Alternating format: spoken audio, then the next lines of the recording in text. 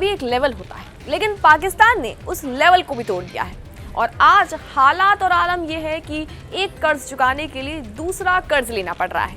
एक देश का पैसा लौटाने के लिए दूसरे देश के सामने हाथ फैलाना पड़ रहा है।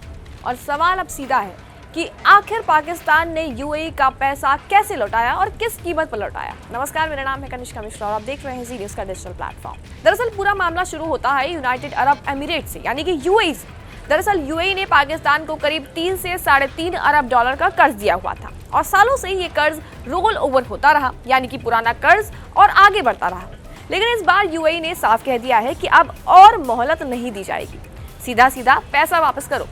और बस अब यहीं से पाकिस्तान की आर्थिक हकीकत दुनिया के सामने आ चुकी है, क्योंकि उस समय पाकिस्तान के पास इतना विदेशी मुद्रा भंडार था ही नहीं कि वो कुछ महीने का आयात आराम से कर सके। यानी आलम ये था कि जेब खाली थी और कर्ज सर पर था। दरअसल जैसे ही यूएई ने दबाव बनाया, पाकिस्तान तुरंत फंडिंग टूर पर निकल पड़ा। सबसे पहले दरवाजा खटखटाया गया सऊदी अरेबिया का, उसके बाद चीन के पास वो पाकिस्तान गया और आखिर में इंटरनेशनल मॉनेटरी फंड यानी कि आईएमएफ के सामने पाकिस्तान हाथ फैलाने लगा।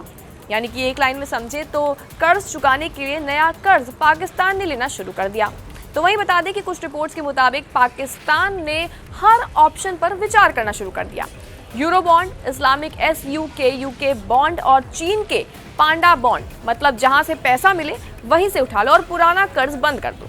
ये है पाकिस्तान की असलियत। और तो और आपको बता दें कि हालात इतने बिगड़ चुके थे कि अगर तुरंत पैसा नहीं आता तो पाकिस्तान डिफॉल्ट कर सकता था, यानी कि देश दिवालिया घोषित हो सकता था। और ऐसे में सऊदी अरेबिया ने आगे आकर अरबों डॉलर की मदद की और चाइना ने भी अपने पुराने कर्ज और निवेश के जरिए पाकिस्तान को सहारा भी दिया था। लेकिन आपको बता दें कि ध्यान देने वाली बात यहाँ ये है कि ये मदद फ्री नहीं थी। दरअसल हर मदद के साथ आती है शर्तें, दबाव और भविष्य की कीमत। अब अगर आप सोच रहे हैं कि ये सब पहली बार पाकिस्तान के साथ हो रहा है तो आप बिल्कुल गलत सोच रहे हैं। दरअसल पाकिस्तान की पूरी आर्थिक हिस्ट्री ही कर्ज और बेल आउट पर टिकी है। बार बार आईएमएफ पैकेज, चीन से भारी कर्ज यानी कि सीपीईसी प्रोजेक्ट, खाड़ी देशों से क्रैश सपोर्ट, 2021 से 2024 के बीच पाकिस्तान ने लगभग दिवालिया ही घोषित हो गया था। तब भी आईएमएफ से अरबों डॉलर का पैकेज लेकर किसी तरह खुद को बचाया था पाकिस्तान ने। यानी कि पैटर्न दिखाता है कि कमाई कम है लेकिन कर्ज और खर्चे ज्यादा हैं और हर बार बचाव की गुहार पाकिस्तान की पुरानी आदत बन चुकी है। यानी इस पूरे घटनाक्रम को एक लाइन में हम बताएं तो पाकिस्तान ने यूएई का पैसा अपनी कमाई से नहीं लौटाया है, बल्कि उसने दूसरों से उधार लेकर दूसरों का कर्ज चुकाया। यानी कि ये कोई पेमेंट नहीं थी, बल्कि ये सिर्फ कर्ज का ट्रांसफर था। अब सबसे बड़ा सवाल है कि आगे क्या करेगा पाकिस्तान, और अगर यही मॉडल चलता रहा तो कर्ज लेकर कर्ज चुकाना, नई उधारी पर पुरानी उधारी टिकाना, एक ऐसा समय आएगा जब कोई भी देश पाकिस्तान को पैसा ही नहीं देगा, तैयार ही नहीं होगा, और उस दिन पाकिस्तान के पास कोई बैकअप प्लान ही नहीं बचेगा।